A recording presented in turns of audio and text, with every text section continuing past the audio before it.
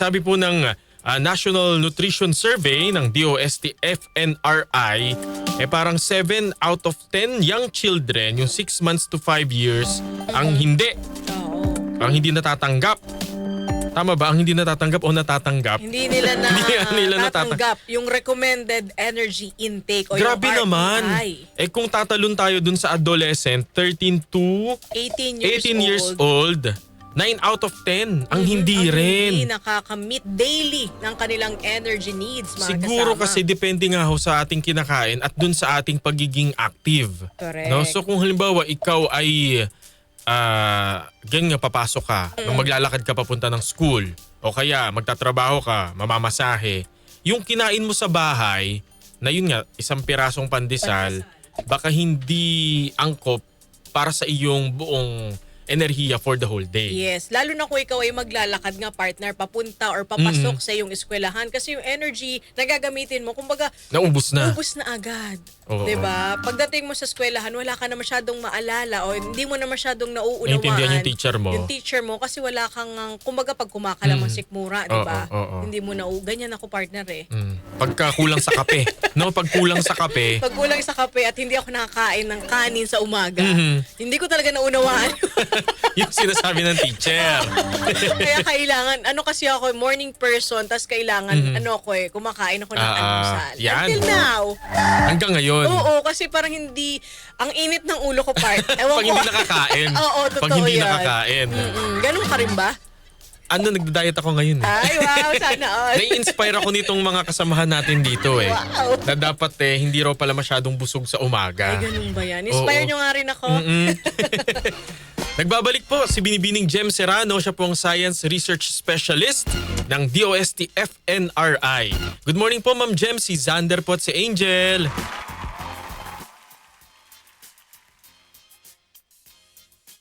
Ma'am Jem? Ayun po, pasensya na po at nawala. Okay na po ba? Apo, okay na po, Ma'am Jem. Apo. You were saying po kanina, ano ho ba ang mandato ng FNRI? Ayun po, bali ang DOST FNRI po, Food and Nutrition Research Institute. Ito po ang ating primary government arm para tingnan po natin yung nutrition and health status po ng ating mga kababayan po na Pilipino. So dito po ay tinitingnan po natin kung yung status po na nutrition base po sa ating nutrition survey, kami po ang gumagawa noon. And also dahil pag nakita na po natin yung issues, gumagawa po tayo ng mga produkto, mga interventions po para masolusyonan ito. And also kasama po sa ating mandato yung i-disseminate po o gawin po natin na ipalaganap po natin yung nutrition information po sa ating mga kababayan. Okay, Ma'am Jem. Batay po sa pinakuling survey po ng DOST FNRI, kamusta po ang kalagayan ng energy at nutrient intake ng mga Pinoy? At gaano po ba karami yung mga hindi nakakaabot ng inirekomendang pangangailangan para po sa kanilang edad? Ayun po, so isinagawa po natin ang 2023 National Nutrition Survey and base po sa resulta, nakita po natin na karamihan sa mga Pilipino ay across all age groups po ay hindi nakakakuha ng sapat na energy o hindi po nami-meet yung ating recommended energy intake mula po sa kanilang kinakain.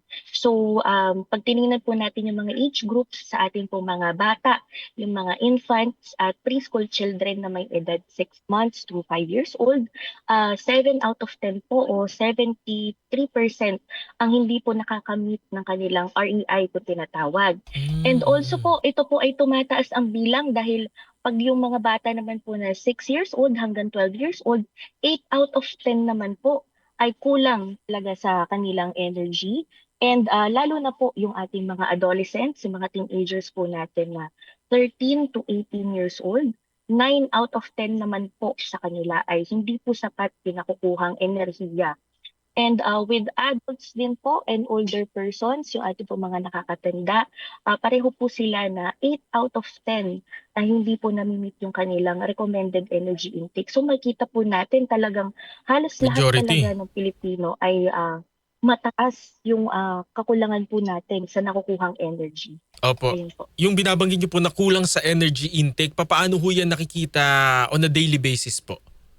Ayun po, so, bale po yung pagkain, para po siyang gasolina, siya po yung nagbibigay sa atin ng fuel, nagbibigay po sa atin ng energy para, maayos po tayo makagalaw and makagawa po ng mga dapat nating gawin sa araw-araw. So, kapag po hindi sapat yung ating energy, yun po mabilis po tayo mapagod, manghina, and, maaari po tayong mas mabilis dapuan ng sakit kasi po mababa ang ating immune system.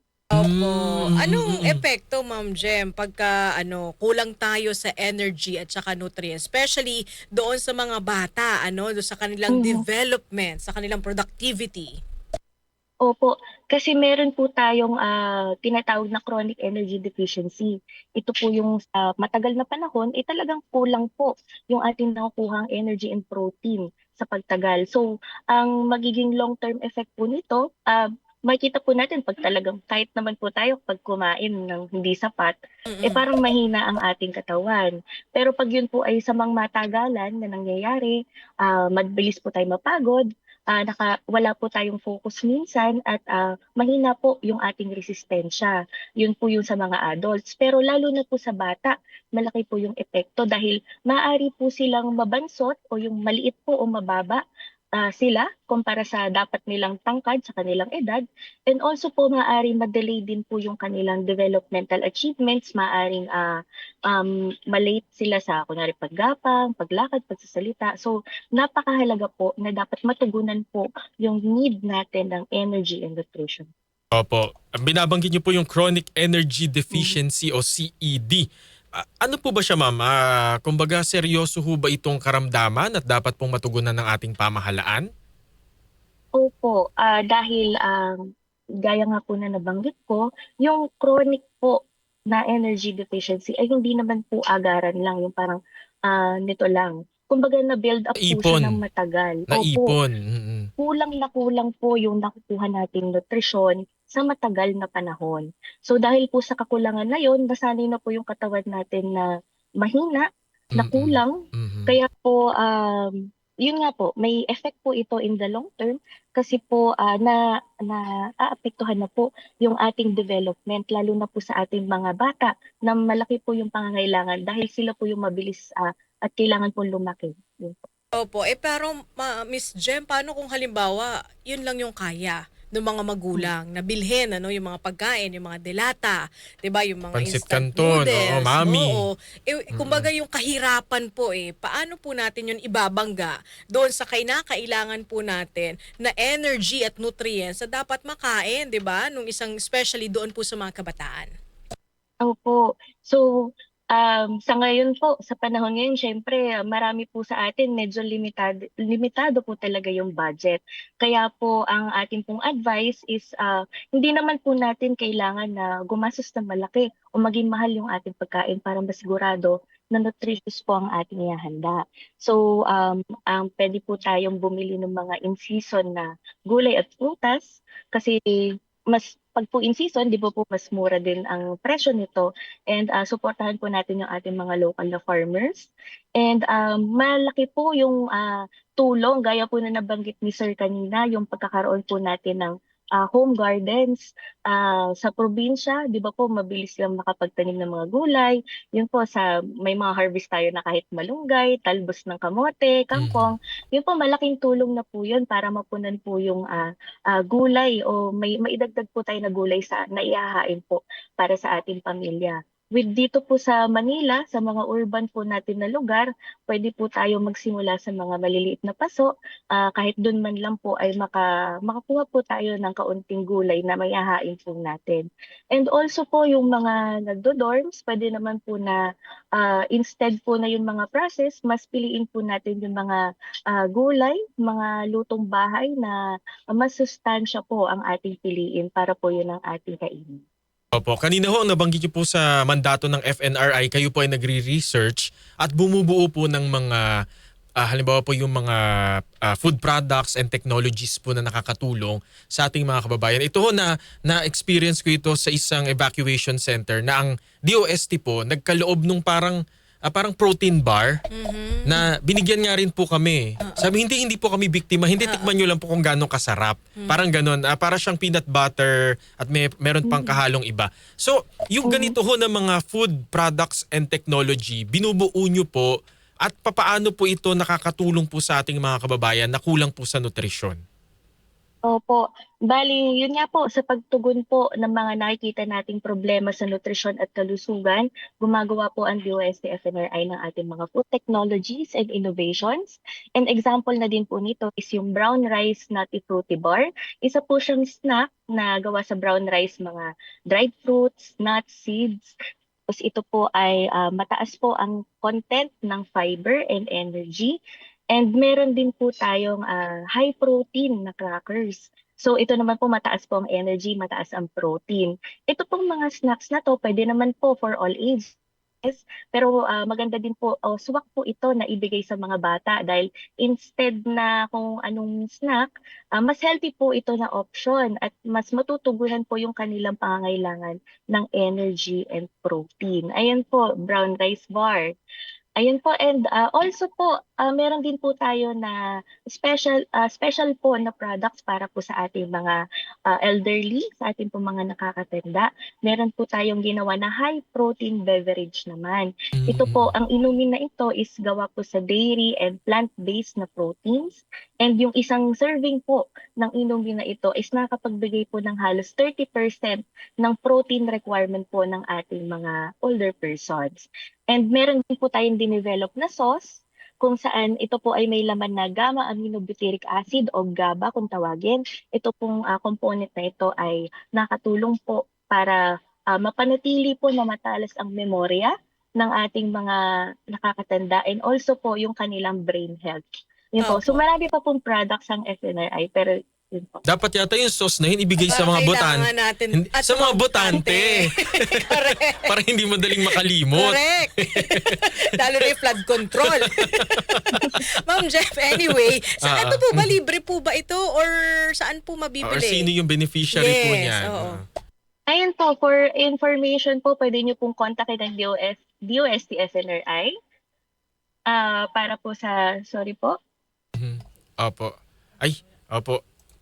Teka, nagkaano tayo? Technical issues po Nagka-aberya. tayo. Oo. Pinapakinggan kasi tayo ng Comelec. Ayan to. Ay, maganda yung mga protein bar na yan. Oo. Mm, Baka at ho, least- pwede ba ho ba yan sa mga nag-gym at nagpapapayat? Oo, kasi protein eh. Di ba yun yung minsan binibili nila, di ba yung mga malalaking... Nakaka-pimple kasi yun yung whey protein. Protein. Oo, whey protein. Isa yan sa mga suspect. Suspect. Hello po. Ayan, opo. Ma'am Ayaw, Jem, opo, you were Jem. saying. Nawala yata tayo ulit. Ma'am Jem, Ayun na, okay na ayan, po. hello. Pasensya na po, na-disconnect po.